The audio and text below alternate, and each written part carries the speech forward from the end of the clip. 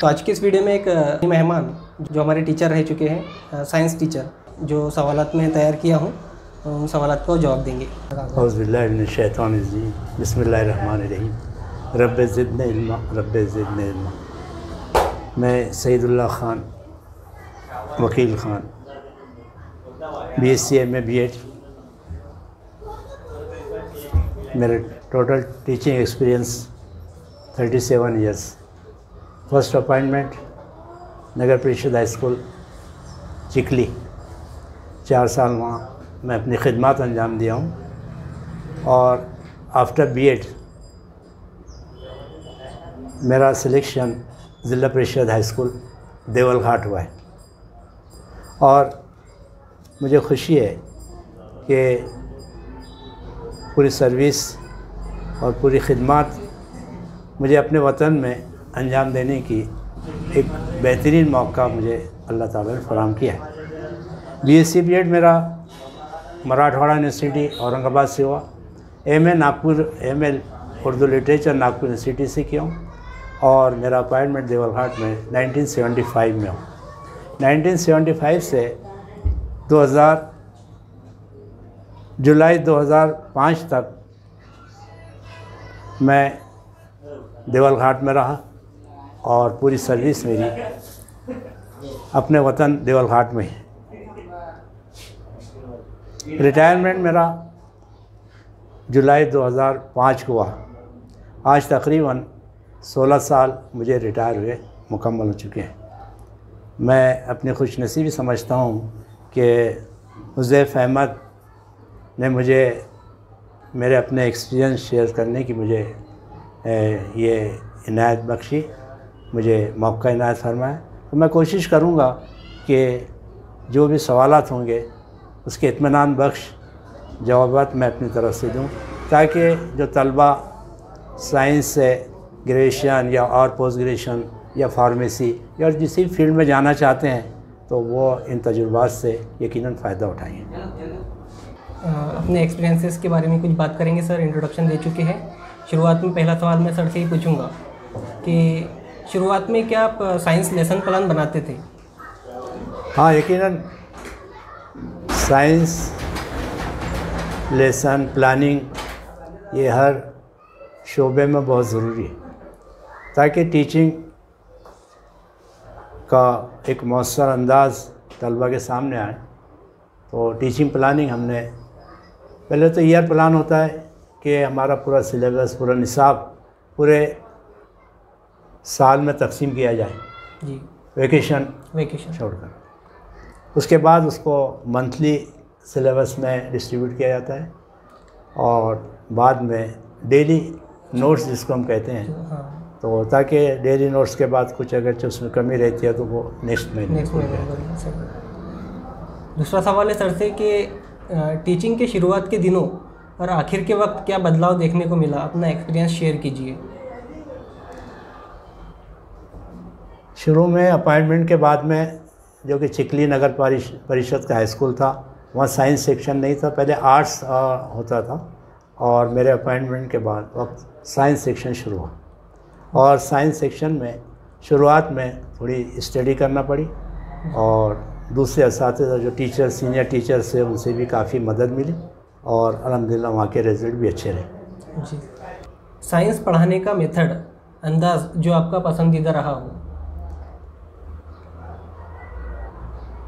देखिए, साइंस में important role experience का होता है जी। बग़ैर एक्सपीरियंस के और बग़ैर तजुर्बात के आप साइंस नहीं पढ़ा सकते, नामुमकिन है जी। जिस कॉलेज में हमने साइंस BSc किया है जी, मौलाना आज़ाद कॉलेज, वहाँ भी हर सब्जेक्ट, चाहे फिज़िक्स हो, केमिस्ट्री हो, बॉटनी हो, ज़ूलॉजी हो, इन तमाम सब्जेक्ट्स के एक्सपीरियंस होते थे जी। और उसके बाद ही वो इफ़ेक्टिव टीचिंग होती है। जी, बग़ैर एक्सपीरियंस के आप नहीं पढ़ा सकते साइंस। सही है। उसके बाद का सवाल है, मौसिर तदरीस इफ़ेक्टिव टीचिंग के टिप्स बताइए। देखिए, हमने जिस कॉलेज से BEd किया है, Marathwada college of education Aurangabad, ये महाराष्ट्र का सबसे अच्छा तो नहीं कहूँगा लेकिन अच्छे कॉलेजेस में से एक कॉलेज है, जहाँ पर हमें प्रिंसिपल देशपांडे साहब मिले, और स्टाफ तकरीबन नॉन मुस्लिम था, लेकिन वो उर्दू नहीं था, जिन्होंने उस्मानिया यूनिवर्सिटी से ग्रेजुएशन पोस्ट ग्रेजुएशन किया। तो आर.बी. देशपांडे साहब का जो डिसिप्लिन था, और हमारे फारूकी साहब थे, और किरपेकर साहब हैं साइंस मेथड के, और जोशी साहब थे, तो इन लोगों ने बड़ी मेहनत से हमको टीचिंग कराई, और वही मेथड हमने अपनी पूरी लाइफ में अप्लाई किया। जिस कॉलेज से सर का बीएड हुआ है, मेरा भी उसी कॉलेज से बीएड हुआ है, मराठवाड़ा कॉलेज ऑफ एजुकेशन। तो मैं भी कॉलेज का नाम लेना चाहता था कि बहुत ही अच्छा क्वालिटी एजुकेशन देते हैं वहाँ पर। तो उसके बाद का सवाल है, जो टीचिंग फील्ड से ताल्लुक़ रखते हैं या इस फील्ड में आना चाहते हैं, उन्हें आप क्या सलाह देना चाहोगे? देखिए उज़ैफ़ अहमद, ये शोबा, ये फील्ड, तदरीसी शोबा जो है, ये फील्ड बड़ा मोहतरम और एहतराम वाला है। और आज नहीं, बरसों से हमारे जो असातिज़ा गुज़रे हैं, जिन्होंने हमको तालीम दी है, खुसूसन आपके अब्दुल हमीद नज़र साहब यहाँ के जो हेड मास्टर भी रहे, और एक अच्छी शायर भी रही, और अदबी शख्सियत थी अब्दुल हमीद नज़र साहब। तो इस पेशे में बड़े सूझबूझ से और दानिशमंदी से और पूरा फ़ैसला करके आना चाहिए, वरना आज का जो माहौल हम देख रहे हैं, तो उससे हमें इत्मीनान नहीं होता कि वो अपना हक़ अदा कर रहे हैं। तो इस शोबा बहुत अच्छा है, और इतनी फैसिलिटीज़ एजुकेशन डिपार्टमेंट में है, मैं समझता हूँ किसी दूसरे शोबे में नहीं है। तो इस शोबे की जो तातीलात है, और उसके जो टाइमिंग है, और हम बच्चों को जिस तरीके से डेवलप कर सकते हैं, और फ्यूचर लाइफ में हम उनके लिए बहुत सारे कोशिश कर सकते हैं, और बहुत सारे शोबे और बहुत सारी लाइनें उनको फराहम कर सकते हैं, तो वो करना चाहिए। लेकिन अगरचे आप बगैर सोचे समझे शोबे में आते हैं, जैसे कि शुरू में हुआ, 10th क्लास किया आपने, और एसएससी के बाद में डीएड कर लिया और शोबे में आ गए। आने के बाद में उसका फिर स्टडी होना चाहिए, मुताला होना चाहिए कि हम आ गए, या फिर 12th के बाद, जैसे बाद में 12th के बाद डीएड हुआ, तो यहाँ पर अपने 12th तो पहले हो चुका था, उसमें हमारे अब बहुत सारे नाम हैं जिन्होंने 12th के लिए, लेकिन ख़ास तौर से हमारे ज़िया सर ने, और हमने पूरी कोशिश की कि हमारे तालिबात बाहर ना जाए। बाहर की थोड़ी पढ़ाई महंगी होती थी, अंजुमन हाई स्कूल खामगांव औरंगाबाद जाना, तो 12th के लिए उसमें उस वक्त प्रोफेसर जावेद ख़ान जो अपने एजुकेशन मिनिस्टर थे महाराष्ट्र के, उन्होंने पूरा ताउन किया, और गांव के बस्ती के ज़िम्मेदार हजरात ने भी पूरा ताउन करके 12th यहाँ पर कायम है। 12th 89 में कायम है, फर्स्ट बैच 92 में निकला है, और उसके बाद में 12th के बाद डीएड हुआ, तो उससे उसकी अहमियत, लोगों को अहमियत मालूम है कि अभी कितने, उसमें आपके हमारे दादा जान जो है अब्दुल साहब, उन्होंने भी बड़ा रोल अदा किया। तो ये चीज़ें हैं जो आज उनके लिए एक वो सवाब जारिया बन गई। जी बेशक। तो उसके बाद का सवाल हम लेना चाहेंगे कि साइंस एक्सपेरिमेंट्स जो हर स्टूडेंट को करना चाहिए, कुछ एक्सपेरिमेंट्स ऐसे होते हैं कि हमें प्रोवाइड नहीं होते हैं कॉलेजेस में आजकल, तो कुछ ऐसे एक्सपेरिमेंट होते हैं कि जो करना चाहिए नहीं हो रहे हैं, स्टूडेंट्स नहीं उसमें इंटरेस्ट लेते हैं, या फिर किसी वजह से नहीं कर पा रहे हैं। उसकी एक वजह यह है कि एजुकेशन को प्राइवेटाइजेशन होने से काफ़ी नुकसान हुआ, वरना पहले ये था कि आपने वहाँ भी देखा होगा, मौलाना आज़ाद कॉलेज में और दूसरे कॉलेजेस थे, तो बगैर एक्सीडेंट के कोई लेसन होना, उसके बाद में एक्सीडेंट होना, और आप चाहे कोई ऐसे जूलॉजी में किसी इसका फ्रॉक का आप ऑपरेट कर रहे हैं, फ्रॉक को, उसके system, nervous system, artery system वगैरह, तो बाकायदा हमारे इलियास साहब थे या मैडम थी, तो वो पूरे फ्रॉक हर एक को प्रोवाइड करते थे, एक फ्रॉक प्रोवाइड करना, या फिर रैट प्रोवाइड करना, और उसके फिर ऑपरेट करना, तो बड़ा दिलचस्प और बड़ा इंटरेस्टेड होता था। और दूसरे बॉटनी में आपको फ्लावर सप्लाई किए जाते हैं, फ्लावर में एक पार्ट आपको कैलिक्स है, करोला है, और एंडोनिशियम, बैनिशियम, ये सब चीज़ें दी जाती थी। उसके बाद में आहिस्ता आहिस्ता के बाद में यहाँ आने पर भी हमारे एक्सपीरियंस बराबर होते रहे। होते और हमारे जिया सर ने हमने बाकायदा उसके चाहे वो गैसेस के हो ऑक्सीजन हाइड्रोजन तो पूरे हम करके दिए हैं। जी उससे अपना लेसन भी इंटरेस्ट होता है जी और ये समझिए कि मेहनत कम होती है उसमें। जी। बच्चे देखकर ही सब कुछ समझ लेते हैं। जी लेकिन बात के इसमें आहिस्ता आहिस्ता वो चीज़ें जी सही। सर जो फ्रॉक का एक्सपेरिमेंट जो करते थे जी। तो आजकल नहीं है, वो तो इसमें बैन लगा दिया गया है शायद। अच्छा तो उसमें वो किस वजह से, मतलब शायद एनिमल के कुछ कायदे कानून है शायद। हाँ वैसा तो नहीं होना चाहिए, लेकिन उसके क्योंकि वो तो अब नेचुरल है कि आपको मिल ही जाते हैं नेचुरल। अपने फ्रॉग है, रैट है जी और बहुत सारे उसमें कॉकरोच है जी और बहुत चीज़ें उसको बड़े इससे कहते हैं बाद में किए, लेकिन और दूसरे जो मिल जाते हैं आसानी से। बहरहाल एक्सपेरिमेंट चाहे आपके जूलॉजी के हो या केमिस्ट्री के ख़ास तौर से या फिज़िक्स के, जी सर, उसमें भी एक्सपेरिमेंट होना चाहिए। जी सर। साइंस से मुताल्लिक़ कुछ बारीक बातें जो आपने इतने सालों में ऑब्ज़र्व किए हो, जो बताना चाहो। अच्छा, देखिए साइंस में बहुत सारी अलग अलग फैकल्टी आ गई, इसमें फिज़िक्स है, केमिस्ट्री है वगैरह इसमें। तो उसमें आपको ये है कि जो इंटरेस्टेड है जी 12th के या फिर अभी 10th के बाद भी, तो उन लोगों ने इस फील्ड में आना चाहिए, साइंस में आना चाहिए जो भी है। और अभी तो कंपलसरी हुए फिज़िक्स केमिस्ट्री वाले जी, और नेट में भी है आपके, और उसी पर डिपेंड करता है आपके मेडिकल लाइन। जी सर। तो उसमें हर चीज़ को आपने बारीकी से कीजिए, ऑब्ज़र्व करना चाहिए, तभी जाकर आप सक्सेस होते। और ये समझिए कि आगे आप बगैर डोनेशन के MBBS और BA MS और फार्मेसी में जा सकते हैं। जी ये बहुत गोल्डन चांस है अपने लिए। जी सर। आजकल तो एजुकेशन थोड़ा इजी हो गया है पहले से मुताल्लिक़। हाँ। आपने ऑब्जर्व किया होगा ये चीज़। आज इंटरनेट का ज़माना है, स्मार्टफोन्स है, कंप्यूटर फैसिलिटी है, इंटरनेट फैसिलिटी है, तो स्टूडेंट्स बहुत ज़्यादा फ़ायदा उठा सकते हैं आज के दौर में। उसके बाद का सवाल है, प्रेडिक्टेबल और एलिमेंट्स की स्टडी के बारे में टिप्स दीजिए कि किस तरह से प्रेडिक्टेबल को हम एलिमेंट्स को हम किस तरह से स्टडी करना। हाँ, देखिए पहले तो वो जो आपने कहा कि भी अभी एडवांस साइंस भी एडवांस हुआ, टेक्निकल वगैरह, ये चीज़ें आपको यानी पूरे एड्स फराम कर रही है। जी सर। प्रोवाइड कर रही है पूरे एड्स। जी सर। और लेकिन शर्त ये है कि आपका इंटरेस्ट भी हो। और ख़ासतौर से हमारे मुस्लिम तलबा का इसमें इंटरेस्ट होना चाहिए। जैसे कि दूसरे बिरादर वतन के लोग इससे काफ़ी फ़ायदा उठा रहे हैं। ऑनलाइन में भी क्लासेस चलते रहे, लॉकडाउन में हमने देखे, तो वो लोग बराबर उससे फ़ायदा उठाते रहे। तो हमारे तलबा को एक तो स्क्रीन टच मोबाइल फराम नहीं हुआ, या फिर और बहुत सारी उनका इंटरेस्ट कहीं और रहा, उससे काफ़ी नुकसान भी हुआ। लेकिन जो सिटीज़ में है तो इससे फ़ायदा उठा। अब इसमें एक पीरियडिक टेबल का वो है, एलिमेंट्स की जो क्लासिफिकेशन की गई है जिसके, तो उसमें जो पीरियड ग्रुप और उसके जो आपके पीरियड दिए हैं सिस्टम, तो जैसे वहाँ से शुरू किया आपके हाइड्रोजन है, हीलियम है, उसके अलग अलग है।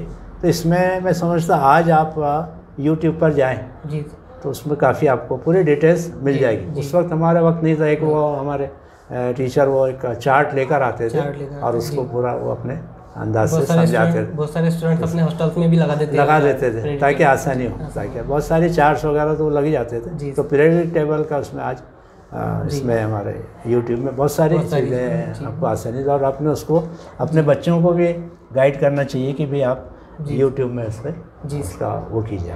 सही है। उसके बाद का सवाल है, स्टूडेंट्स और पेरेंट्स को क्या नसीहत करना चाहोगे आज के दौर में? देखिए पेरेंट्स तो आजकल के बहुत बेदार हैं, जागरूक जिसको कहते हैं, काफ़ी उनमें बेदारी आई है। उसकी एक वजह ये कि वो कुछ एजुकेशन से दूर रहे, ये भी एक वजह है, या फिर बाद में उन्होंने देखे कि असली तालीम भी होना बहुत ज़रूरी है। तो हमारे जो कम पढ़े लिखे भी है वो कॉन्वेंट में या सेमी इंग्लिश में बच्चे जा रहे हैं, और अपने बच्चों को, और देखे होंगे आपने रिज़ल्ट देख रहे हैं कि उसमें रिज़ल्ट में हमको जो नीट के एग्ज़ाम या और जो भी MPSC में, तो उसमें मुस्लिम बच्चे भी काफ़ी हद तक यानी उसमें रैंक हासिल कर रहे हैं। अभी जालना के और हैदराबाद के गरीब पेरेंट हैं उनके, सरपरस्त उनके गरीब हैं, लेकिन उन्होंने अच्छा रैंक हासिल किया है BSc में भी और ये नीट में भी हासिल कर रहे हैं, तो बहुत खुशी की बात है। लेकिन प्राइमरी एजुकेशन में हमारे दीनियात का हो जाना चाहिए। जी सर। प्राइमरी में दीनियात हो जाना चाहिए, उसके बाद पूरा फील्ड आपके लिए असली तालीम के लिए आपके लिए ओपन रहता, कोई दिक्कत नहीं आती। और उर्दू मीडियम से काफ़ी बच्चे अपने MBBS MD और हर फील्ड में जाए, लैंग्वेज का कोई मसला नहीं है। सिर्फ यह कि इंटरेस्ट बच्चे को हम ज़बरदस्ती उन पर थोपे ना कि भी अगरचे मैं चाहूँ मेरे बच्चे को कि MBBS कराऊँ, वो नहीं चाहता है, इंजीनियरिंग में जाता है या फार्मेसी में जाता है, और उसका बिजनेस है। अब आजकल तो बिज़नेस की तरफ भी रुझान बढ़ा है और बढ़ना भी चाहिए बिज़नेस की तरफ। एजुकेशन लाजमी है, लेकिन बिज़नेस भी आप एजुकेशन होने के बाद ही आप अच्छे ढंग से, सलीके से, तरीके से, सिस्टमेटिक और बड़े अच्छे डिसिप्लिन के साथ आप बिजनेस कर सकते हैं। उसके टीचर्स को अपने स्टूडेंट्स के साथ कैसा ताल्लुक़ कायम करना चाहिए? टीचर, ये जो ट्रायंगल आप कहते हैं मुसल्लस है जी सर, तालिब इल्म, सरपरस्त और टीचर। जी सर। अगरचे तीनों का रब्त नहीं है या तीनों में जो कॉम्बिनेशन होना चाहिए वो अगरचे नहीं है तो कहीं ना कहीं खला पैदा होता है। जी सर। पिछले अगरचे आपको 50-60 साल पहले, तो पहले जो प्राइमरी स्कूलें होती थी उसमें अपने यहाँ की और पीपल महाराज कहीं की भी हो, तो हर टीचर अपने बच्चों से रब्त रखता था, उनके सरपरस्त से रब्त रखता। कोई एक दिन भी गैर हाजिर रह जाए तो फ़ौरन उसकी खबरगिरी करता था कि भाई क्या वजह क्या है। जी। तो बड़ा अच्छा और एक अंदाज़ बहुत अच्छा था उनके। जी। वो हम तो ये कहेंगे अल्लाह उन तमाम जो मुदर्रिसीन या जो असातिज़ा गुज़रे हैं जी, तो उनकी मग़फ़िरत फरमाए, दर्जात बुलंद करें, क्योंकि वो कम तनख्वाह में जी बड़ी ज़बरदस्त खिदमत अंजाम दी उन्होंने और एक अच्छा माहौल तीनों में रहता था। जी। अब सज़ा भी टीचर देता तो कभी शिकायत नहीं आती थी। हाई स्कूल पर हमारे रहते भी नहीं आई शिकायत, लेकिन बाद में फिर वो जब सरपरस्त बच्चे का सपोर्ट करे, उसको ये कि उसकी हिमायत करे, तो लाजमी चीज़ है कि उस्ताद उसकी तरफ से थोड़ी सी नज़र फेर लेता है। जी। तो ये चीज़ नहीं होना चाहिए, हमारे यहाँ तो नहीं थे लेकिन अभी कहीं कहीं हो रहे। तो तीनों का रब्त ज़रूरी है। असातिज़ा से भी हम कहेंगे कि अल्हम्दुलिल्लाह माकूल आपको तनख्वाहें हैं, माकूल तनख्वाहें हैं, प्राइमरी का हो, मिडिल का, हाई स्कूल, जूनियर जो भी है। तो गवर्नमेंट हमारी ख़ास तौर से महाराष्ट्र गवर्नमेंट फैसिलिटीज़ भी है और पेमेंट भी माकूल है। तो थोड़ा सा असातिज़ा से रब्त रखें, ये उनका वो रहता है। पेरेंट मीटिंग लेते, मीटिंग में पेरेंट्स नहीं आते, लेकिन हमने उनके घर तक जाना चाहिए, असातिज़ा ने उनके घर तक जाना चाहिए, उसके अच्छे रिजल्ट मिलेंगे आपको, यकीनन मिलेंगे। आपके पूरे टीचिंग करियर में आपके कुछ ऐसे पसंदीदा स्टूडेंट्स रहे हो, नाम के साथ साथ आप उनकी खूबियाँ बताइए। बड़ी लंबी फहरिस्त है इसकी तो, लेकिन चिकली के हद तक जो मैं वहाँ 4 साल किया हूँ उसमें हमारे टीचर्स तो बहुत सारे हैं, लेकिन एक हमारा स्टूडेंट वो जज है मोहिउद्दीन, शहंशाह उसका कहते थे, लेकिन उसका नाम मोहिउद्दीन। अभी इस वक्त वो नासिक में, यानी उसकी ये है कि पूरी सर्विस होने के बाद भी उसको गवर्नमेंट ने एक्सटेंशन दिया है, बड़ी खुशी की बात है। बड़े वैसे वहाँ के क्या यहाँ के भी बच्चे सभी यानी ओबीडियंट, फर्माबरदार, सिंसियर रहे, लेकिन वहाँ का स्टूडेंट वो बड़े हैं। आपके फेवरेट रहे? हाँ। और रही बात देवल घाट की, तो देवल घाट के तो काफ़ी स्टूडेंट्स हैं, काफ़ी स्टूडेंट्स हैं। अभी आपको ये होगी कि एक स्टूडेंट अपना उसमें सभी टीचर्स का है, महबूब सर है, जिया सर है, मैडम, सभी के उसमें हिस्सा है, सबका हिस्सा है। अतीकुर रहमान है, मंशूर रहमान के भाई है। अच्छा। उसको अभी 2 साल पहले बेस्ट टीचर अवार्ड मिला स्टेट का, स्टेट गवर्नमेंट ने बेस्ट टीचर, यानी 100 में से 2 मुस्लिम थे उसमें, तो एक देवल घाट के अपने अतीकुर रहमान, वो पैरों से माजूर भी है। अच्छा। और माशाल्लाह बड़ा, तो उनको 1 लाख रुपये का चेक भी दिए और 2 रोज़ वहाँ 5 स्टार होटल में उनका ठहराया गया। और उसके एक रिसर्च वर्क शुरू है, कुरान और साइंस, हाँ, PhD उस पर रिसर्च शुरू है। काफ़ी किताबें कुछ हमने दिए और वो भी अपने तौर पर वो करा, कुरान और साइंस। इस साइंस में जो नबातात का और उसके पौधों का जिक्र है, उसको वो रिसर्च करके उस पर वो कर रहे हैं, PhD कर रहे हैं, बड़ी खुशी की बात है। और भी बच्चे हैं, काफ़ी लड़के हैं जो उसमें, ये एक हमारे डॉक्टर दयान साहब के लड़के PhD मिली है, जी मेरा ख्याल है ऑर्गेनिक केमिस्ट्री जानते हैं उससे, जी सर। उसका नाम है फुरकान फुरकान। PhD किया उसने। जी बड़े खुश हुआ फिर जिया सर को और हमको लाके वो थीसिस भी बताए जी। और सर कहा कि अभी शायद औरंगाबाद के अंदर वखाड़ कंपनी में काम कर रहे हैं। तो है बच्चे अपने यहाँ के भी काफ़ी बच्चे हैं, इंजीनियर हुए, डॉक्टर्स हुए जी। और बड़ी उनकी मेहनत है जी। और आज भी जो ये बच्चे जो है, जो स्टूडेंट जितने भी रहे बस्ती के जी तो वो बड़े सिंसियर जी। और हम तो उनका शुक्रिया अदा करें कि वो हर वक्त हमारे बड़ा एहतराम से और अदब से मिलते हैं। जी। हमारा कमाल नहीं, ये उनका और उनके वालिदैन का कमाल है कि उनमें इतनी अच्छी तरबियत और इतना एटिकेट्स वगैरह आए। जी।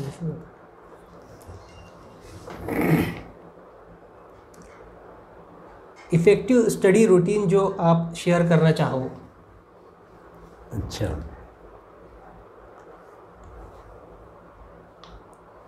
टीचिंग इफ़ेक्टिव हो जी, तो इसमें सिर्फ आप सिलेबस ना देखें। टीचिंग करते वक्त माशाल्लाह आपका सब्जेक्ट टीचिंग स्टडी मतलब कोई स्टूडेंट अगर से स्टडी करता है अच्छा, तो उसमें उसका मतलब किस तरह से रूटीन बनाना चाहिए।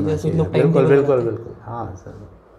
जैसे आपका केमिस्ट्री है जी, मेजर सब्जेक्ट केमिस्ट्री, जी, और भी जो स्टूडेंट्स है तो एक तो सबसे पहला जो काम उन्होंने करना चाहिए निज़ामुल औक़ात है जी, टाइम मैनेजमेंट। जी सर, इसका बड़ा रोल है टाइम मैनेजमेंट। और सबसे ज़्यादा अगरचे हमारे तलबा जो वेस्ट करते हैं जी, तो टाइम वेस्ट करते हैं जी, और दूसरे जो स्टूडेंट्स हैं तो वो अपना एक प्रोग्राम बना लेते हैं।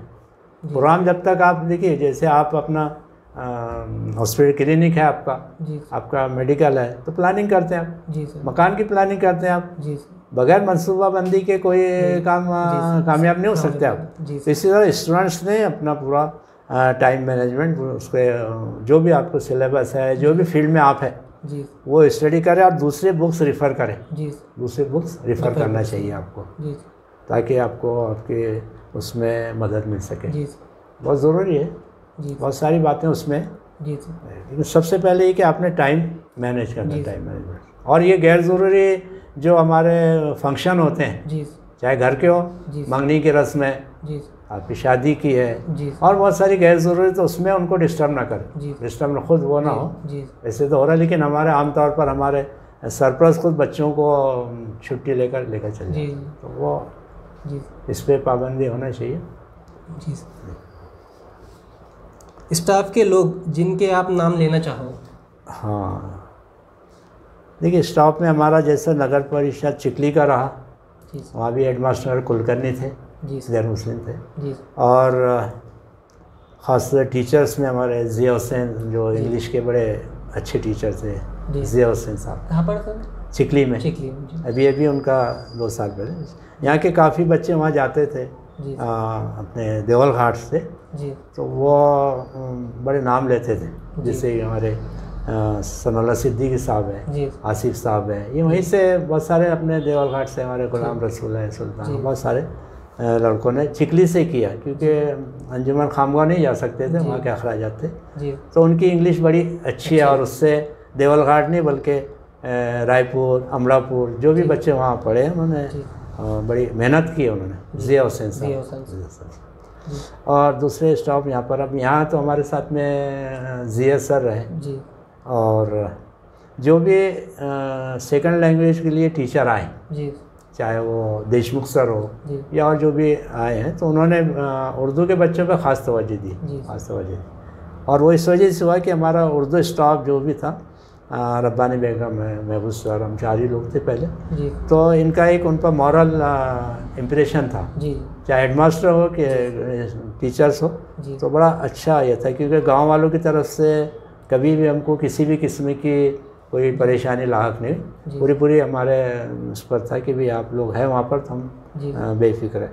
तो जो भी हेडमास्टर आए तो उन्होंने पूरा यानी ताउन किया, और ख़ास तौर से स्पोर्ट्स में जो थे टीचर, स्पोर्ट्स में भी उन्होंने भी शुरू में हॉकी, फुटबॉल और क्रिकेट, बाद में फिर और दूसरे गेम्स हुए, हाई जंप, लॉन्ग जंप, तो उसमें भी उन्होंने स्टेट पर भी खेले बच्चे। 2 बच्चे अपने नेशनल पर भी गए फुटबॉल में, उसमें हमारे काड़वा के सर थे। तो ये टीचर्स ने बड़ा अच्छा गावड़े सर थे, बड़े अच्छा रोल रहा जी असल में। आप स्टॉप में अच्छे रहे तो पूरा स्टॉप आपका गिरविदा हो जाता है, जी। ये ऐसी बात है।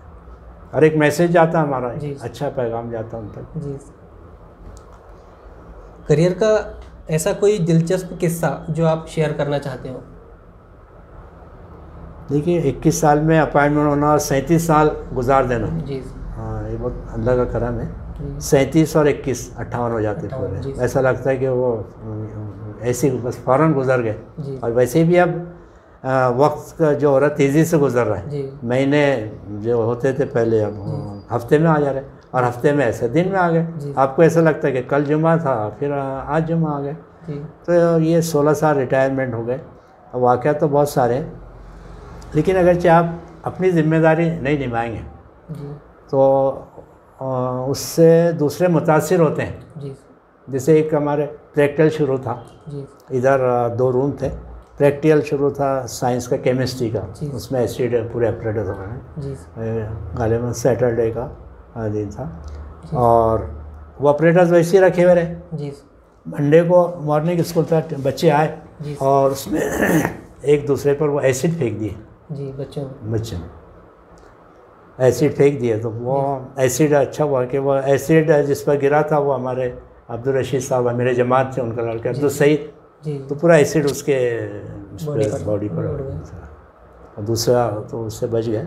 जी उसके बाद में फिर मंडे को वो मामला आया, हमने फ़ौरन उसके फर्स्ट एड वगैरह सब पूरे करके। जी लेकिन इसमें आप गौर करेंगे कि भाई टीचर की गलती है कि बच्ची की गलती है जी या हेडमास्टर की गलती है, आप इस पर थोड़ा सा गौर करेंगे जी तो पता चला कि जो एलए था जी लेबॉर्ट्री अटेंडेंट जैसा, गलती उसकी है कि भी जब एक्सीडेंट हो गया जी तो तमाम जो ऑपरेटर्स है उसको अलमारी में रख देता था। जी तो उसके एक की वजह से क्या हुआ कि पूरे डिस्टर्ब हुआ, और वो खुदा न खास्ता उसकी आंखों पर जी। गिर जाते तो आंखें चल जाती, चलिए तो एक बड़ा एहसास रहता था। जी तो समझ में ये आया कि हर एक ने अपनी अपनी जिम्मेदारी को जी निभाना चाहिए, पूरा करना चाहिए, और जो वक्त है उसी वक्त पे करना चाहिए। जी। आप कहेंगे कि मैं ये आज का काम कल करता हूँ, जी तो आज का काम आप कल पे डालेंगे तो कल दूसरा काम आएगा, दूसरा काम ये जहन में रहना चाहिए। जी, जी। तो फिर आपको डबल मेहनत करना पड़ेगी। जी। तो बेहतर है कि आज का काम कल का काम आज करें और आज का काम अभी करें, तो फिर कोई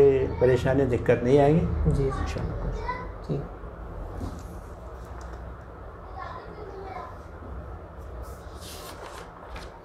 तो ये सवाल इतने ही थे। इसके अलावा और कुछ अगर से अपन शेयर करना चाहे तो आप कुछ बात करना चाहे तो कर सकते हैं। ये सवाल तो आपने माशाल्लाह बहुत अच्छे है किए। अब ये है हमारा कि ख़ास तौर से हम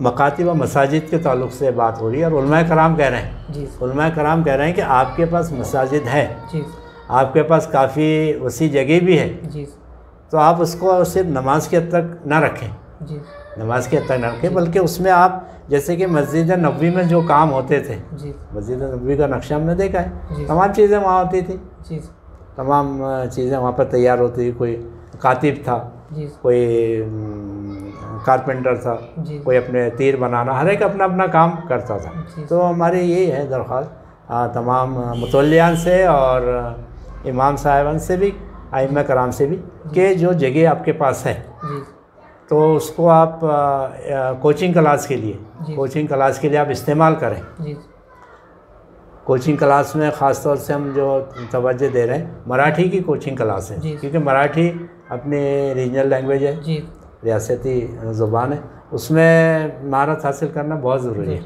वरना हमारे बच्चे फील्ड में तो पास होते हैं जी लेकिन पेपर में फ़ेल हो जाते हैं। जी तो ये लापरवाही असातिज़ा हमारी तरफ से हो रही है जी और सरपरस्ती की तरफ से भी हो रही है। जी। तो कम से कम उसकी हम जो कमी है जी। तो उसको हम अपने मसाजिद में जो रूम है जी। और जो जगह है उसके लिए, और आपका ताउन करने के लिए सब लोग तैयार है, अगरचे आप आगे बढ़ते हैं जी तो इसके तरफ तवज्जो देना चाहिए। जी जैसा कि सर ने बताया कि लैंग्वेज लर्निंग भी बहुत ज़रूरी है, जैसे कि मराठी जो है तो महाराष्ट्र की लैंग्वेज है।